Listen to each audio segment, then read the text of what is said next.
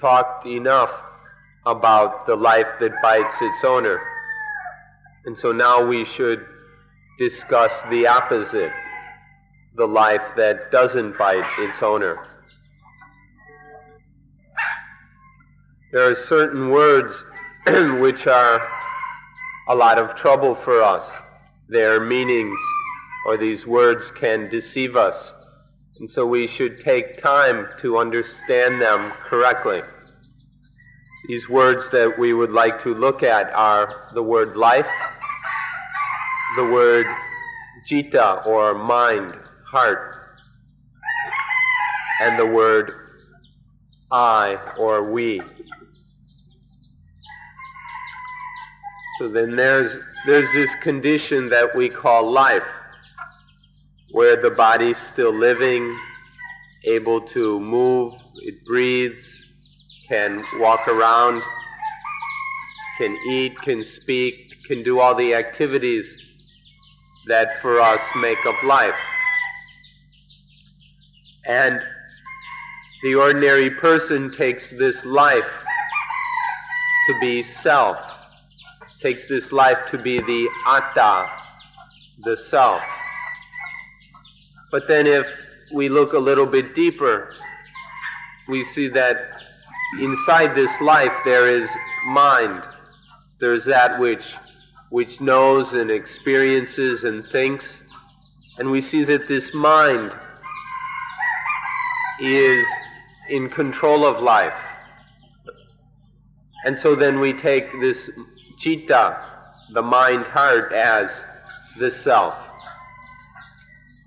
But where is the truth in thinking that life is the self, or in thinking that the mind is the self? Where's the truth in these ideas? The self is just something that arises momentarily from time to time. It's certain ideas. It's a concept that arises occasionally in the mind. So where's the truth of all these things?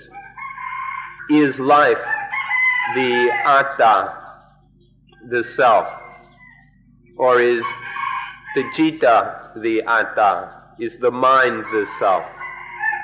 Excuse us for using these Pali words, but they're a little bit more clear, and so we choose to use them.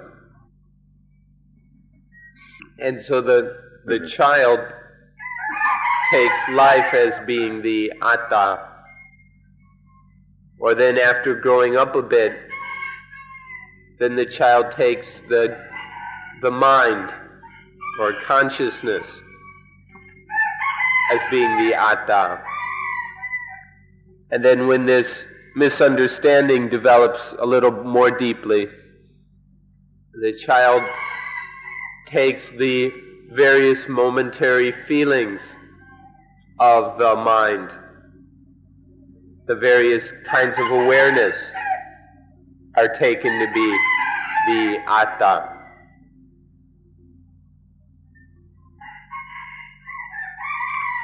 A young child who doesn't know anything about motors and mechanisms, if they open the back of a pocket watch, they'd be quite shocked to see all those little gears and springs and things moving.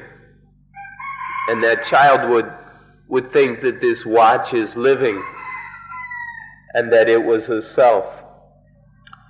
This kind of concept of the child is much more than just imagination.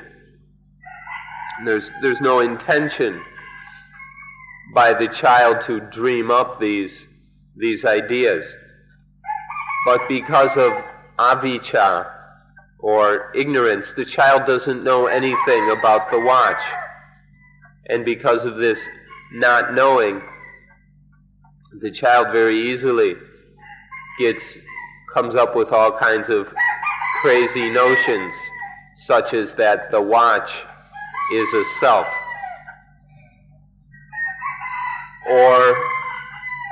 the people living up in the forests, the uncivilized folks, when they see a car for the first time, they think this automobile is a living thing, is some kind of a self, because they don't know anything about automobiles, and they see it moving, and they think it has life, and then they think it has a self. Or if they see an airplane, they'd go and assume that that airplane must be moving because it must be living because it can move and fly, and then they take that living airplane to be a self. These are some examples of how this illusion of the concept of self keeps coming into our experience. And then we ourselves, who aren't that much more developed than the primitive people out in the jungle, we also go around taking everything to be atta, to be self. Anything living or moving or whatever is taken as a self. So we take various robots or mannequins or all kinds of things as being self. Or there are certain paintings and pictures which are so realistic or lifelike that we wonder if it might not be living, if it might not be real. And then we take that living thing, that mind or whatever, and we see it, we take it to be a self.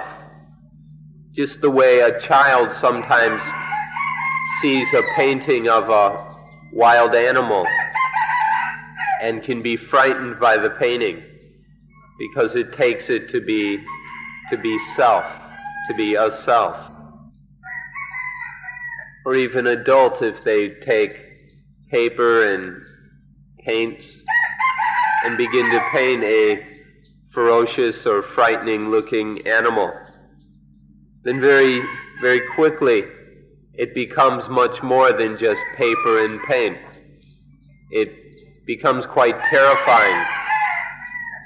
There's self in this thing. It's taken to be some kind of self, which is really funny or silly that an adult would be frightened by just a bunch of colors on a piece of paper. But it happens quite often. And then we heard that there's someone in Thailand who bought a reproduction of the Mona Lisa, and so they could look at it and stare at it. They really became obsessed with it, thinking it was a living thing, that there was a self in that picture. And this is how we can so easily be deceived by things, by appearances. So when it works in this way, then the primitive peoples in the jungles, they take everything to be self. Their mind so easily thinks that everything is self. And so they take the sun to be a self and the moon to be a self. And they see storms and violent winds as being selves. And certain special trees are selves, and the rivers and the mountains. They take all these things to be selves and make them into holy objects. And then they worship these things. They worship certain trees. They think there's something living, some spirit in the trees or in the rivers, in the mountains, and all over the place. And so thus, the primitive person sees selves all over the place, sees selves, sees selfhood in just about everything. Or in the rice fields. Since ancient times, people have thought that there was a god of the rice field or a spirit of the rice field. And people would worship, make offerings to this rice god so that the plants would grow strong and produce a lot of rice. And so this illusionary concept of self arises quite easily for the human being, and all kinds of things are taken to be selves, even things like the rice fields and the rice plants. This gives us some examples of how the human mind sees self all over the place. This concept of self is just an illusion. It's just a concept which occurs in the mind. It doesn't have a reality in nature. But there is this concept in the human mind, and it has great power and influence. Because of this concept, there arises all kinds of feelings, such as positive and negative, happiness and sadness. And so there's tremendous power in this concept of atta, self, even though it's just an illusion. And so then things that are living, that can move, bounce, shake, get up and walk around, we take these to be selves. Or then when we see that there are these minds which think and experience and feel, we take those to be selves, to be atta. And then anything that we don't understand, things that seem to have power but we don't understand them, then we take them to be selves. And so this illusion of self gets projected upon all kinds of things, upon life, upon the mind, upon things we don't know or understand. If we can understand how these things deceive us, how life, how the mind, how the self deceive us, then it will not be difficult for us to understand Dhamma. When the mind is stupid, it stirs up all kinds of defilements, all kinds of wrong ideas and crazy concepts come up in the ignorant mind. And so then it bites its owner. When there are all these foolish thoughts coming out of ignorance, then life bites its owner, or the mind bites its owner, which means that it bites itself. Itself is taken to be the owner. And so life bites itself, the mind bites itself because of ignorance. So the mind assumes that it has some kind of owner. But how could that ever be? The mind isn't even itself. The mind isn't even a self. How could it have something as its owner?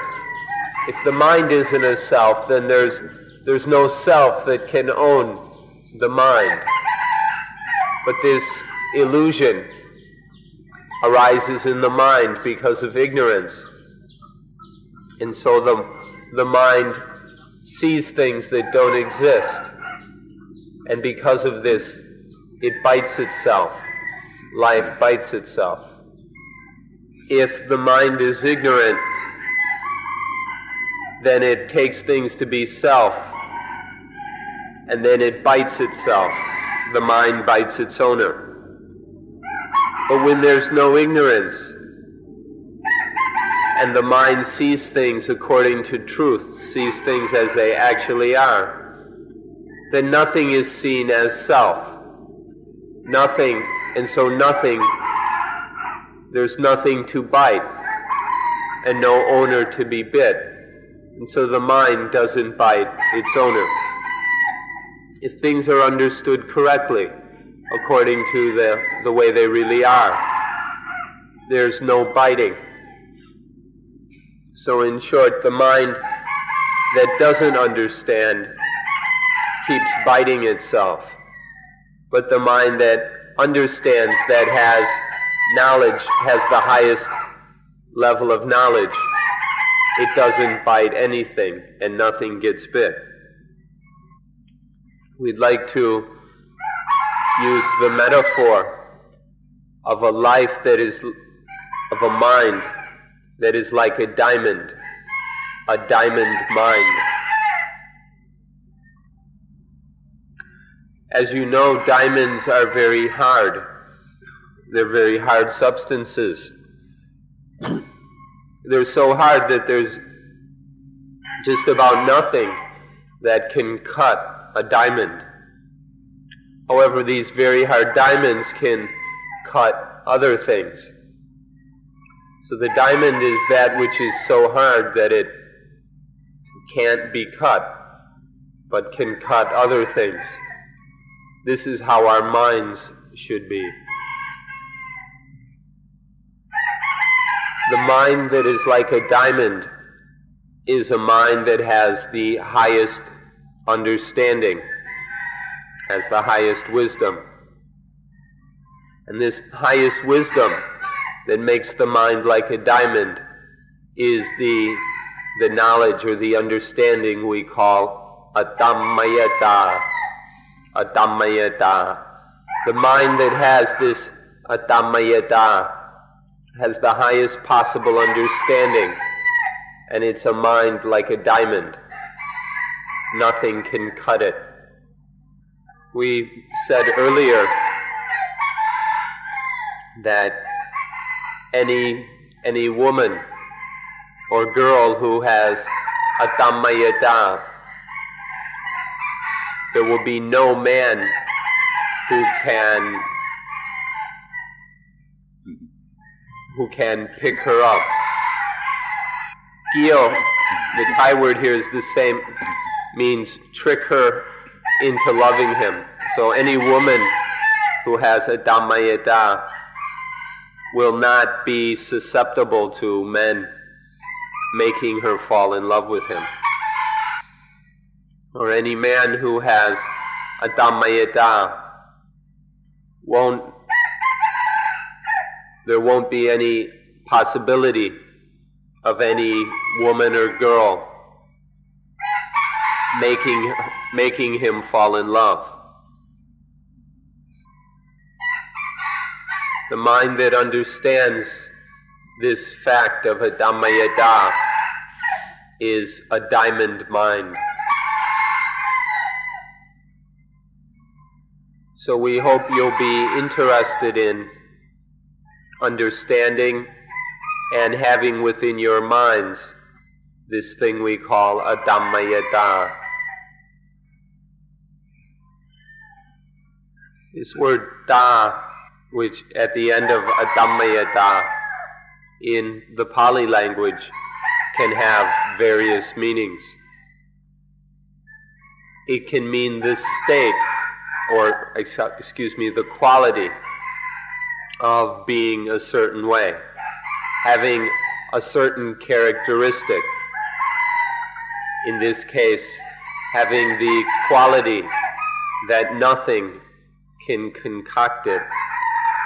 This is one meaning of Adhammayata, that this quality or characteristic of being unconcoctable, where there's nothing that can come in and cook it up or concoct it. Da can also mean a state of being. So then, which is more than just a quality or characteristic. And so Adammayata can also mean the state of being that is unconcoctable. Or it can mean an insight knowledge, a jnana, a clear and penetrating knowledge into the nature of things. Adammayata can signify this highest knowledge.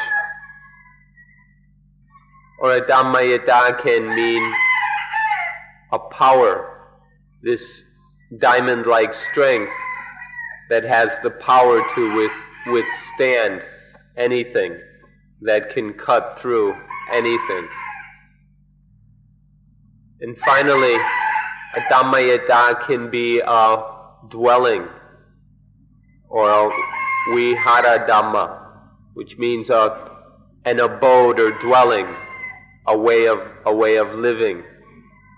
Adammayata can be the ordinary mode of living that the mind dwells in. The mind is always dwelling in Adammayata. For example, if a young woman all the time dwells in Adammayata, then there won't be any man or boy who can come along and trick her into falling in love with him. By dwelling, we mean the place where the mind lives. It means like a house or a home. The mind can take Adammayata as its home, as its dwelling place. The mind that dwells in Adammayata is a mind that won't bite anything. And it's a mind that can't be bitten by anything. If the mind takes Adammayata as its home or dwelling place, then it's beyond being bit or biting. And this is the highest understanding that we can have in life, and it leads to complete freedom and peace.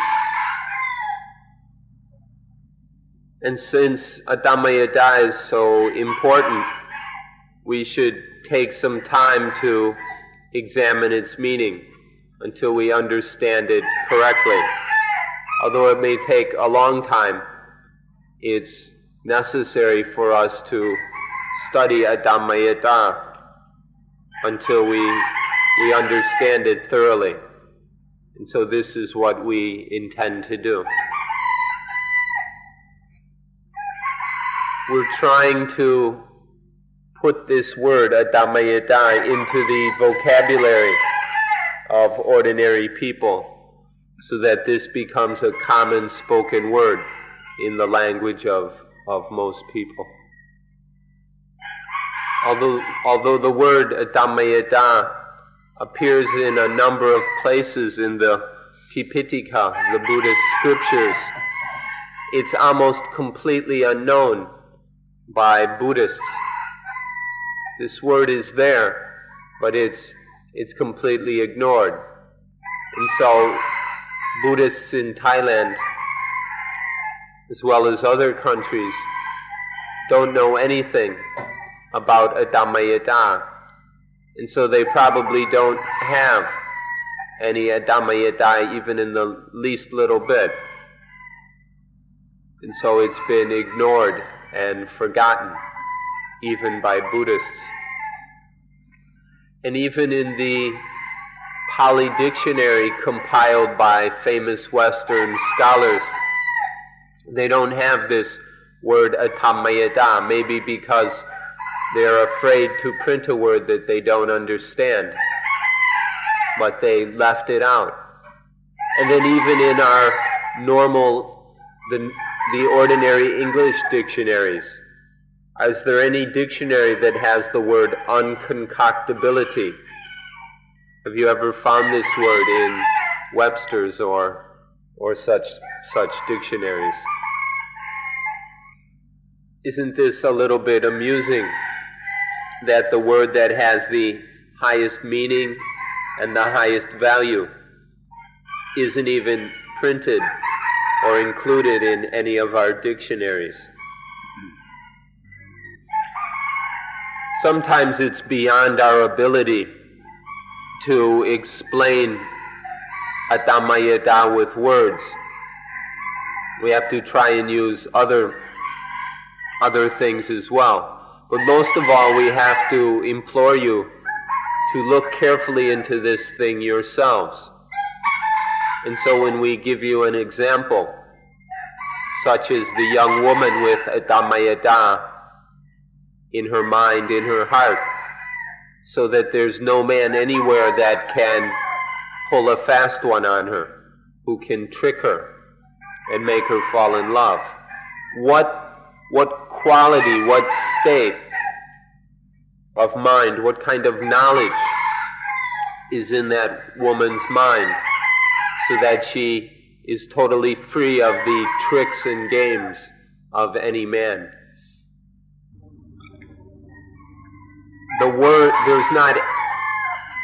There's no words that a man could speak that would affect her mind. No matter what any man would say, it has no effect on her mind. Her mind remains clear and cool. There's no words for the mind that has a Advaita. There aren't any words anywhere that can concoct the mind into positive and negative. Literally, Advaita can be taken to mean the state where nothing can concoct, the state that is completely beyond being concocted. Or if we use a word, a more material word, it's a mind it's the state that is not the product of anything, it's the state where the mind can't be produced by anything. Is this too good for you? Are you thinking that this is way too good and not something really that I want at all? Are you thinking that I'm not very interested in this Advaita? Are we someone who still is very excited by, very enticed by our moods and emotions, and who likes being carried away by moods and emotions? If you're such a person, you may be thinking that Advaita is too good, that it's too good for us. Advaita is to be above all those moods and emotions, to be beyond them so that they have no more power over the mind. Whether this is too good or not is something for you to see for yourself. If this is what you think, if you think that Advaita is too good for you, or something that you're not interested in, then we must tell you that your life will bite itself. Your life will bite itself over and over again if you have such an attitude towards Advaita. Besides being unconcoctable, the mind that has Advaita is also uncatchable and untrappable. There's nothing that can catch it, hold it, and trap it when the mind has Advaita. However, the mind that doesn't have Advaita is always being caught, entrapped by things, by ignorance, by the deceptions of positive and negative.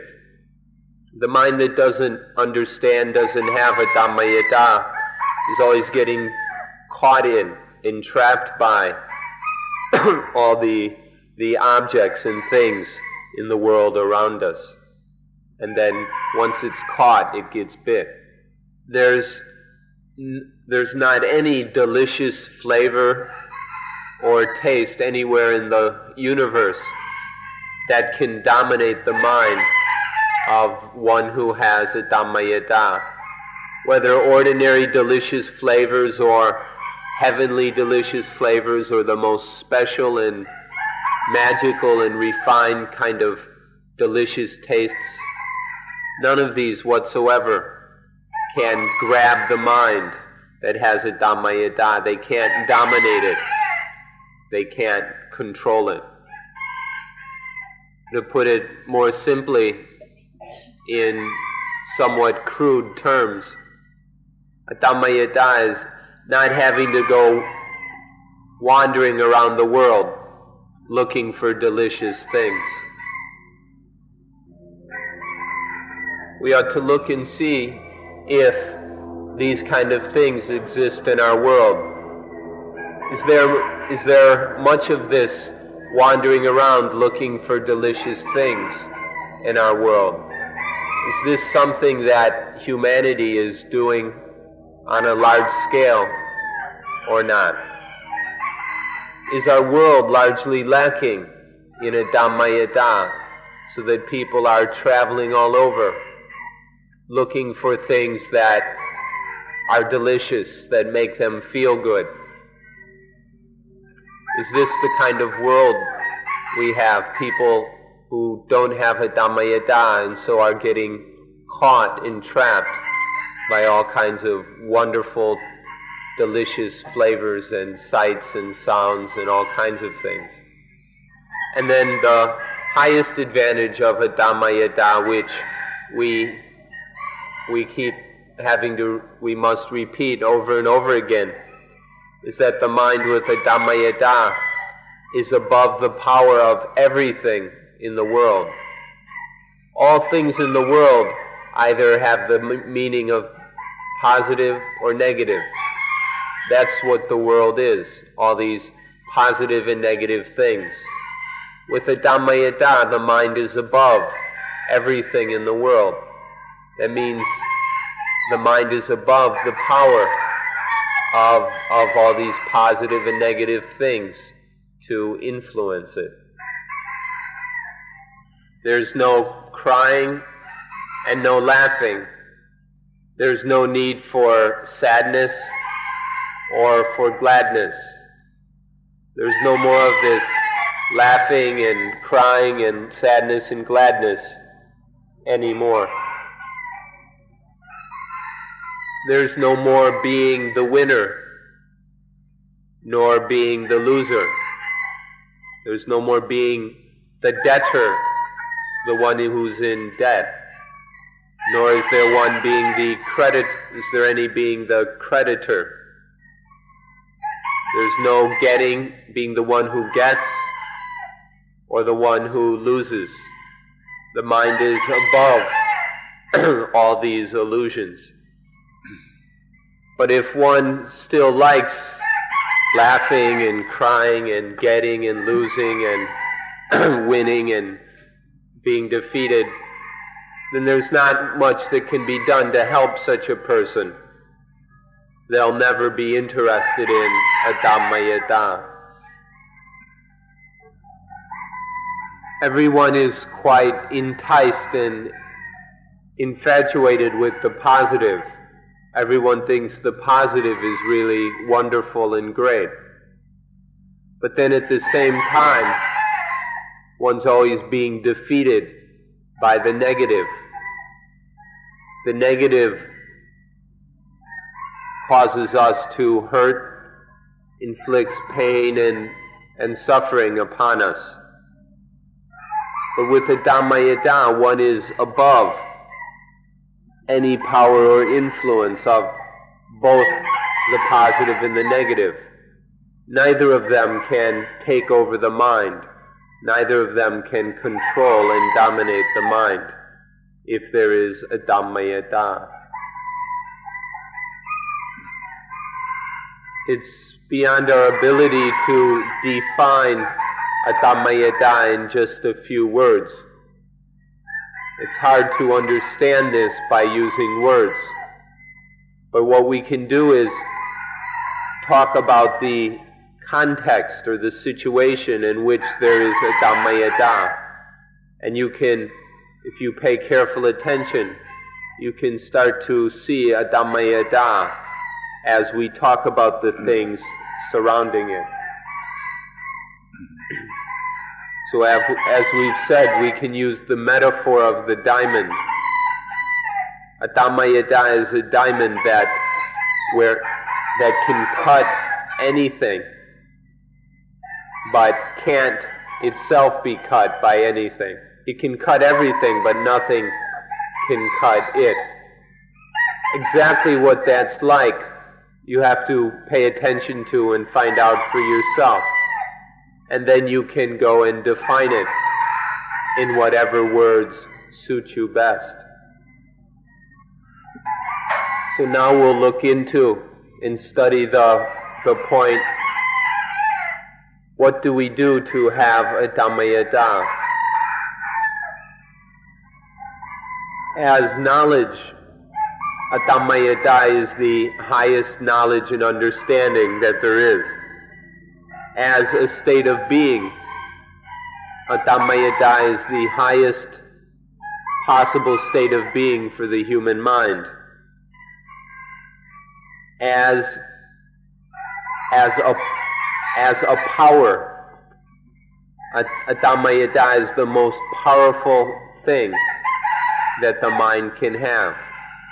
Just as we've said, it's like a diamond. It's just like in the world where diamonds are considered great wealth, the most expensive kind of things. In the same way, a Dhamma Yada is the most valuable possession that the mind can have. But to achieve such a high knowledge or power, we have to use lower levels of understanding, lower conditions as a kind of stairway up to a Dhamma Yada. This is what we'll look at now.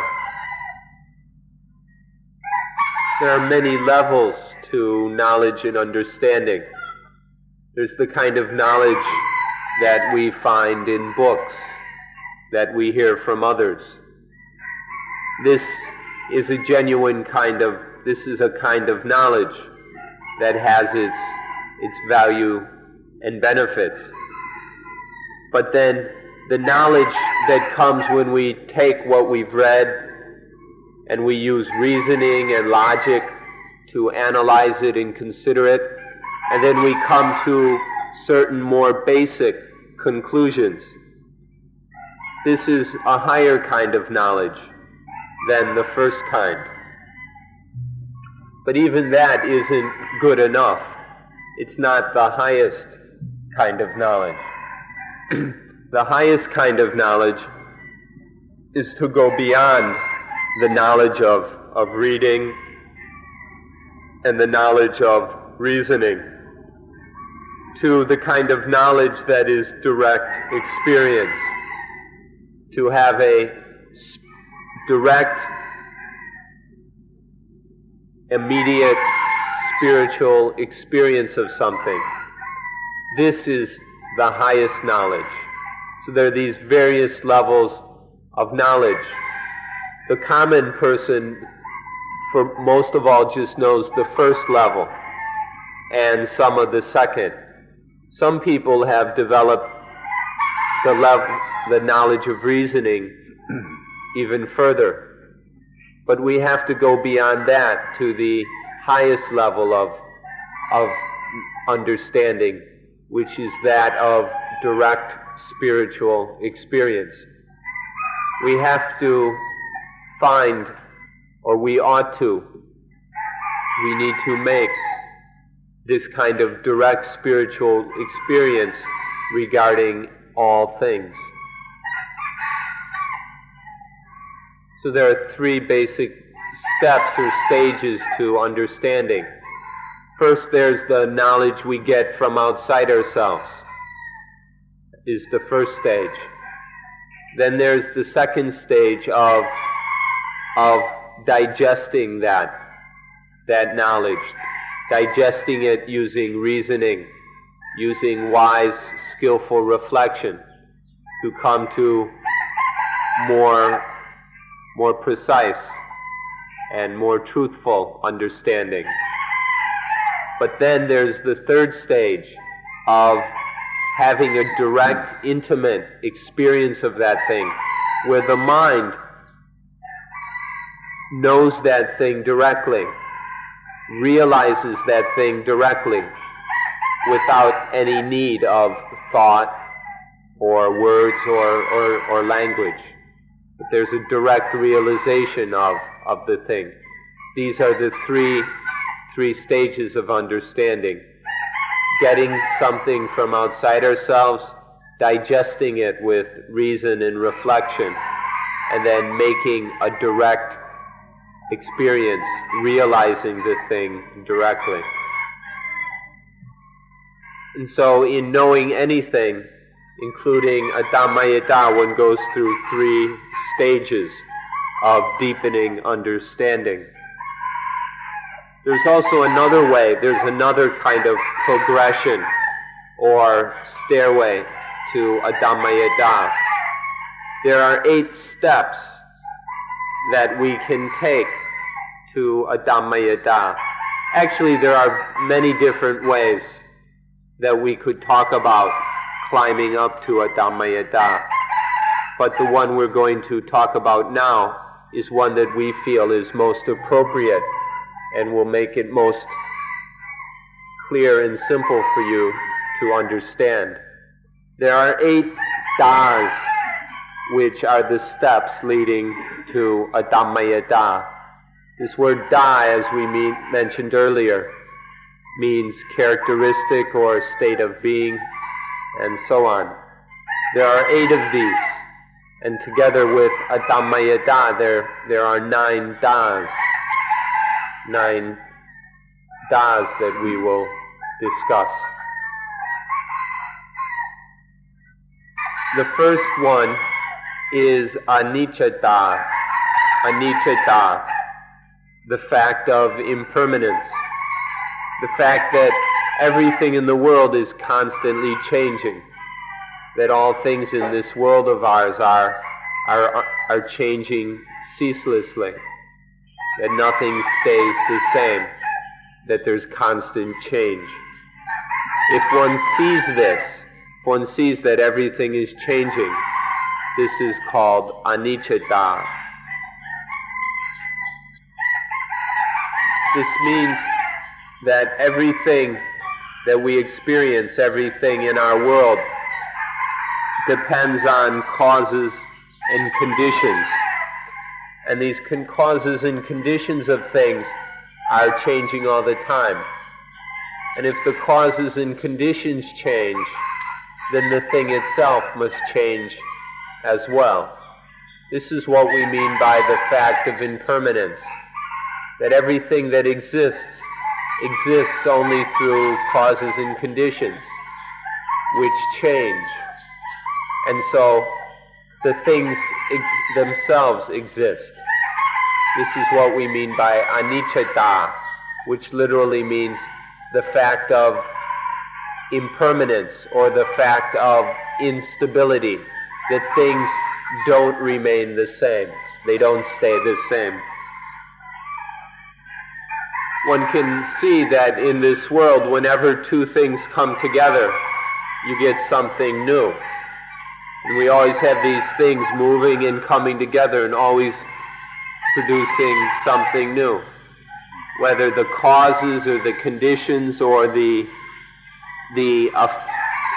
various affecting factors, whenever a new one gets involved, there's change.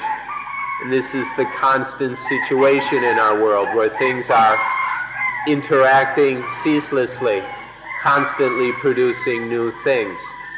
This is the condition that we call anicca, impermanence.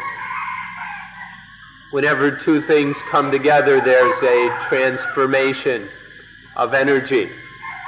For example, when a male and a female come together, we always get something new.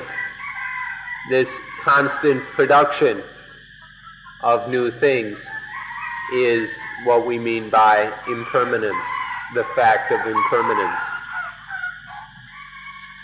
This impermanence is nothing else but the flow of evolution.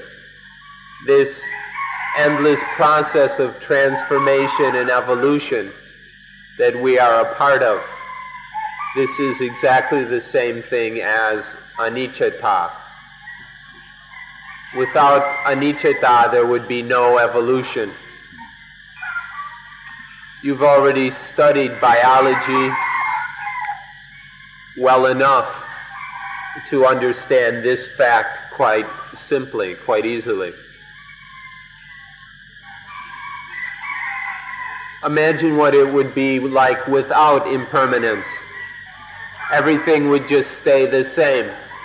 We'd have to go through everything over and over and over again, and nothing would ever change, and we'd get so bored to pieces with everything. It would be totally boring. And so we ought to be quite thankful for impermanence.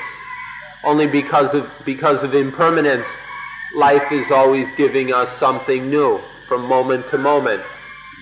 There's always something completely new, thanks to anicca.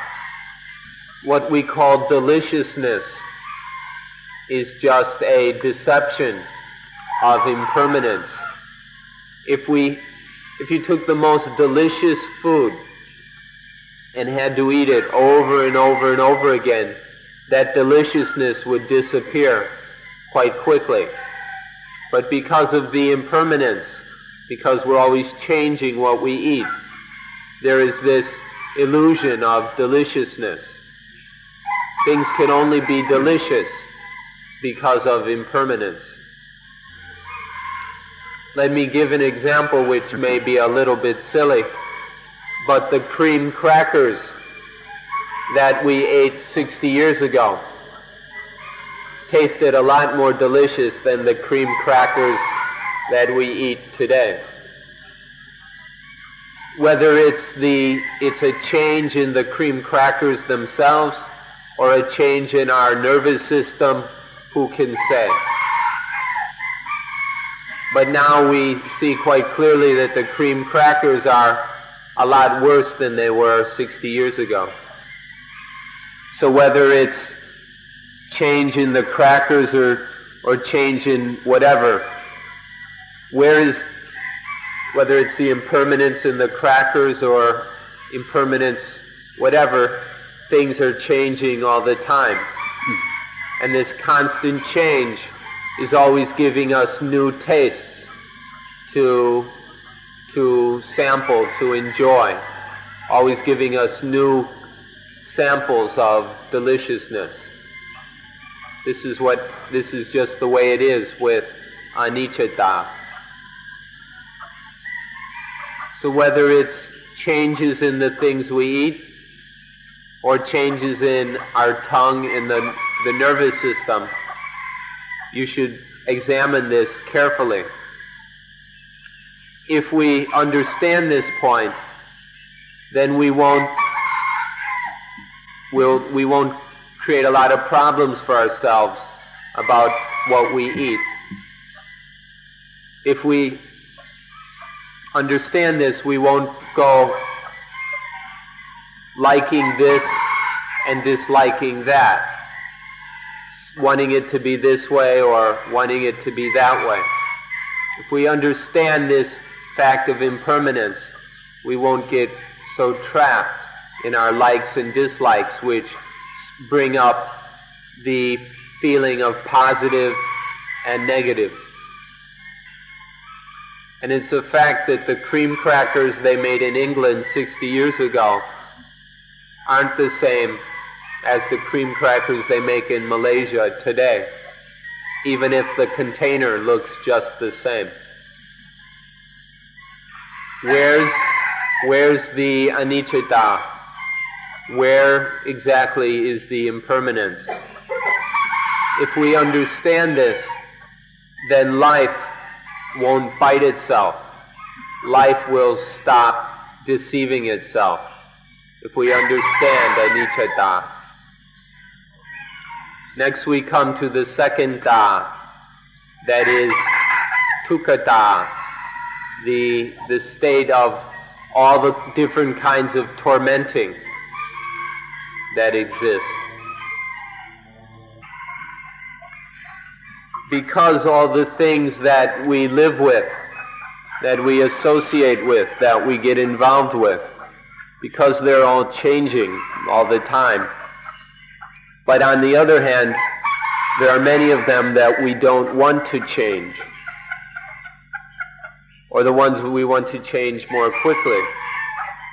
Because of this, we get into struggle, in conflict with these impermanent things.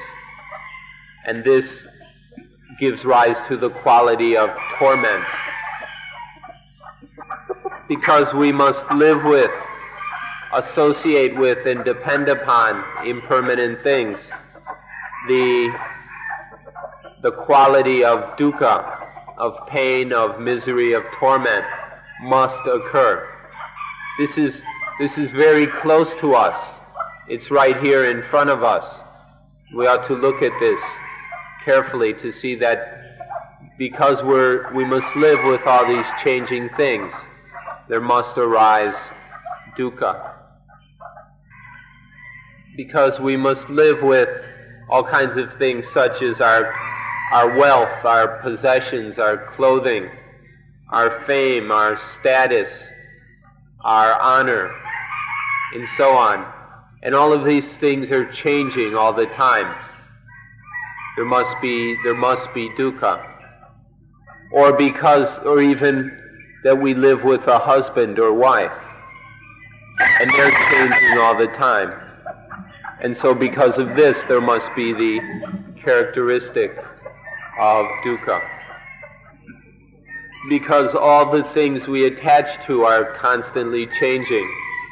This is the fundamental cause of dukkha. The condition of having to live with things which we must endure is what we mean by dukkha or dukkha. Because there are all these things that just being with them requires that we endure them. This itself is this characteristic of dukkha. For example, having to be with the things we love requires a certain kind of endurance. And then, of course, being with the things we hate is a whole other kind of endurance. To be with the things that make us happy is one kind of endurance. And the things that make us sad requires another kind of endurance. Because we have to endure all these things. This state of having to endure things is what is meant by dukkha. When we laugh, or when we're happy and bubbly and everything, the heartbeat starts to pick up, and the blood pressure increases. So even in laughter and happiness, there is something that must be endured. It has to be endured. It's something that must be borne or bared. And then with crying and sadness, it's, of course, even more. There's even more to be endured. If things are positive, it's fun to endure them. We enjoy enduring things that are positive, that make us happy. But then the negative things are very, very difficult to endure. It's very, very clear and obvious pain in having to endure them. But either way, it's a kind of endurance.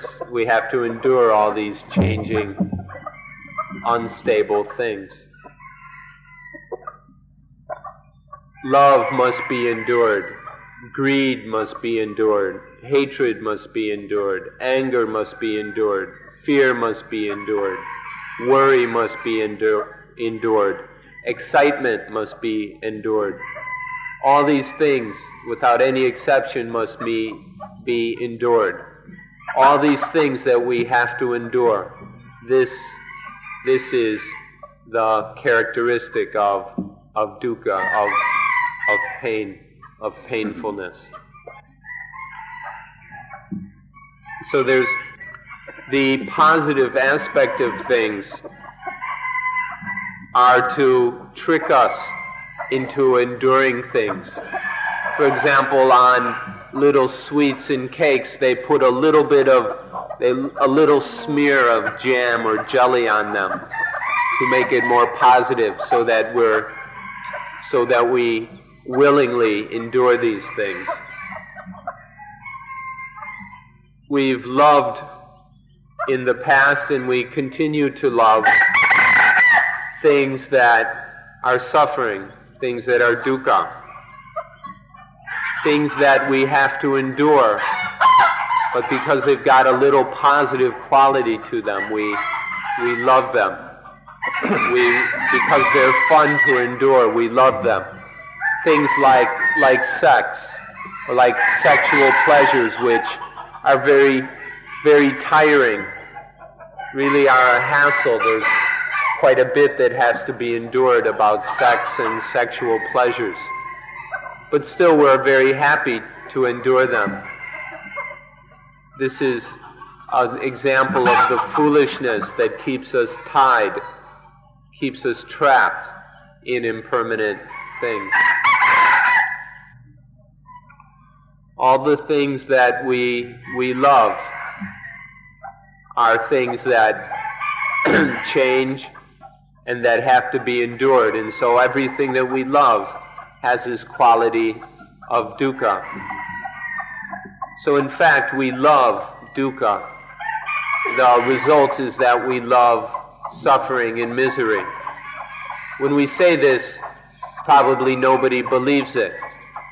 But the result of our way of living, our way of thinking and seeing things, is that we love suffering, we love misery. The word dukkha, which we've been translating as that which must be endured, can also be translated as ugly. When you've seen how it has to be endured, you see it as ugly. This having to endure things is ugliness. This is another meaning of the word dukkha or dukkha. And a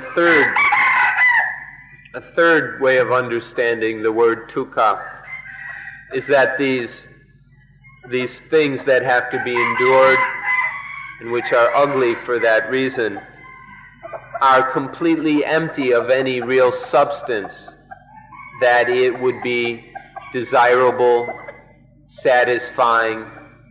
You can't find any such substance. The vacancy of this essence which would satisfy us is also ugly. So there's this ugly emptiness where in these things we can't find anything truly satisfying, any essence that truly fulfills our desires. If we're going to understand the word dukkha, or suffering, we need to understand all three of these meanings, because they're successively more profound. If we understand that all things have these three aspects of dukkha, that they must be endured, and that there is this having to endure them is ugly, and that they're completely empty of anything that can really satisfy, Understanding all three aspects of dukkha is to thoroughly understand what we mean by the quality of suffering. And so, to translate the word dukkha as suffering is only 1/3 correct. It only covers 1/3 of the meaning. And as for the other 2/3, we don't know how to translate it. So we're not going to bother. We're just going to use the Pali word dukkha, which means much more than just suffering. And when we don't understand dukkha, we don't understand the things that are dukkha, then we grab onto them, we fall in love with them. And when we love dukkha like this, then it bites. This dukkha bites life, bites the one who grabs onto it. This is what happens when we don't understand this second da, dukkha da. Now we come to the third da, anatta da, not self. This is something which we must be particularly interested in, because we can't control impermanence, and we can't control the dukkha of impermanent things. That means we must endure all that impermanence and all that dukkha. There's no self that can control these things, and none of these things are selves which can be controlled.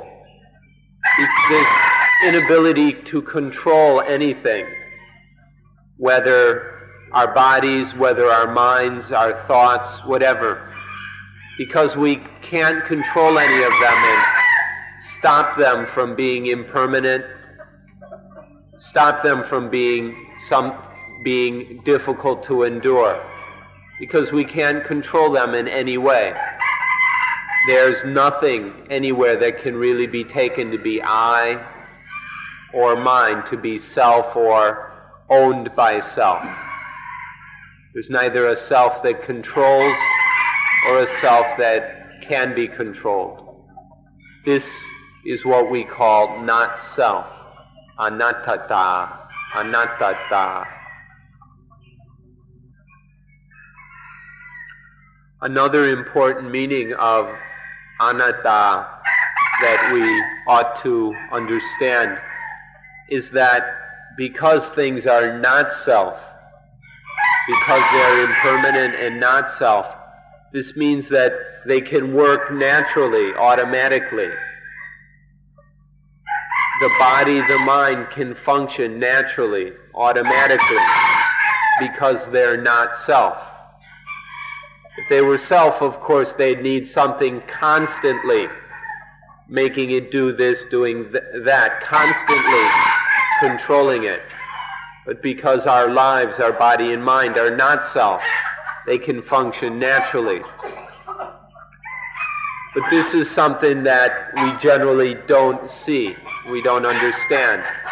For example, when a child opens the back of a mechanical watch and see things whirling and spinning, the child thinks that it's an anatta. Sees there's movement. If there's movement, there must be a self controlling the movement. This watch must be some kind of a self. This is how we generally understand things. We're deceived by the movement, by the change, and we take it to be a self. But in fact, it's not self. Things just happen naturally. If we understand this, then we don't grab onto things. We don't try and be their owners. And so nothing bites.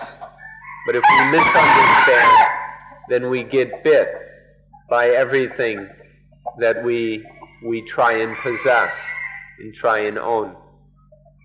And then these bodies of ours, they can do a whole lot more than a watch can. They can walk, they can jump, they can dance, they can sing, they can eat, they can do all kinds of stuff. And so we take them to be self. We take the body to be a self. And then the mind can do a whole lot more even than the body. The abilities and powers of the mind are incredible. And so, even more so, we take all that to be self. We take the mind to be self. But what we don't see is that there's a natural mechanism in things. There's a natural mechanism within the body, within the mind, that allows them to perform their functions. Things operate, things work, things do what they do because of this natural function. The idea of self is just a concept produced out of our deluded thinking, produced by our own misunderstanding and stupidity. But the reality is that things just work in their own way by their own natural mechanisms. The nervous system can produce emotions all by itself. And then when an emotion arises, when the nervous system feels this emotion, then the mind takes it to be I.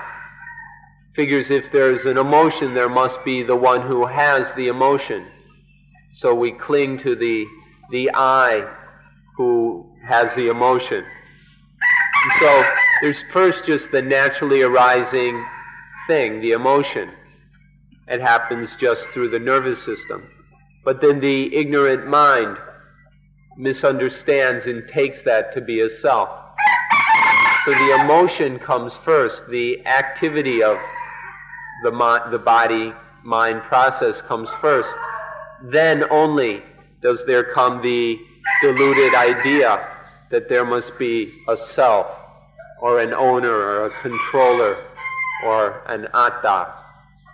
So this is how it always works. Life functions naturally by itself, but the ignorant mind misunderstands and keeps interpreting everything as being a self, that the body is a self, the feelings are selves, the perceptions are selves, the thoughts are selves, that sense consciousness is self. All these things are taken to be self, and we get trapped within this deluded conceptualization, this deluded thinking. But it's all really just an illusion. All this idea of self is just an illusion which is projected upon nature, upon reality. But this delusion has the ability to concoct the mind, to bite the mind. But if we understand it as just a delusion, just an illusion, and we don't believe in it, and see just how things happen naturally, we see that there's no need for a self anywhere, that there isn't any self anywhere. This understanding is what we call anatta. If we tell you that the doer is born after the doing, you probably won't believe this. If you tell a child that the doer comes after the doing, they'd think you're crazy. Our normal way of seeing things is we assume that there must be someone to do it. If there's any action, there must be an actor who does it. But in fact, those are just our deluded assumptions about life. In reality, the doer comes from the doing. Because things are anatta, because there is not self, there's just the doing. But then we misunderstand it and project our idea of a doer upon the action. And so the doer is just a result of the doing, and that the doer is a illusion that comes out of our misunderstanding of the doing. All the activities of this body and mind happen naturally. There's no need for a doer, for an actor, for an owner. If we can understand this point, then we'll understand anatta. Now, this may seem illogical to some of us, but remember that logic is just a kind of thinking. And if all we do is think about things, then we'll never get to the truth. We're not talking about thinking about it logically. We're talking about observing reality, dealing with the facts themselves, not just our idea in logic. So there's nothing illogical about what we're saying, because it fits the facts, that the doer comes after the doing. Understand this, and you'll understand anatta. When a child carelessly bumps into a chair or a bench or a post or a rock, there is pain, because their foot or leg has struck against this hard object, and there is pain. And then the child gets angry at the bench or the rock or whatever. Because of the pain, there's this physical activity of the pain.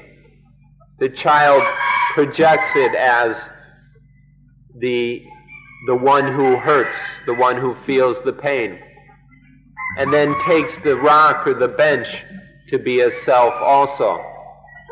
Because of the ignorance in the child, the pain is taken to be I, and the rock or the bench is to be taken as self. And so the child gets angry at that thing.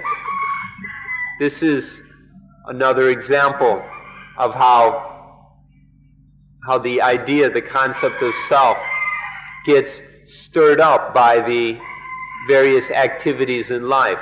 It doesn't exist all the time. It just arises occasionally when certain activities are misunderstood and taken to be self. When there's the inner self, the inner ego, then there then arises its opposite, the outer ego. And so there's the inner ego, and then it's got the outer ego to get angry at, or to hate, or to be afraid of, or to worry about, or whatever. Because we produce the idea of I who acts, or I who owns this action, then we also stir up the idea of the ego, the self, out there. So in this way we're producing this illusion of self both internally and all around us. And then this foolishness can go on so far that we even project this self on inanimate objects, things that don't live and don't even move. Such as sometimes you may have taken a glass and thrown it down in anger, breaking it, or maybe a plate or some other object. Taking an inanimate thing as a self and then getting angry at it so that we destroy it. This is how our foolishness can keep growing and get carried away, where we project this illusion of self all over. When you kick your car for some reason, that's complete idiocy, where you've taken the car to be some kind of self. So that's the essence of anatta. We've had time only to talk about 3 das, but this is all the time we have for today, so we'll stop now and continue again tomorrow morning. Thank you for being patient and enduring listeners. Whether this enduring this talk has been dukkha for you or not, that's for you to know yourself.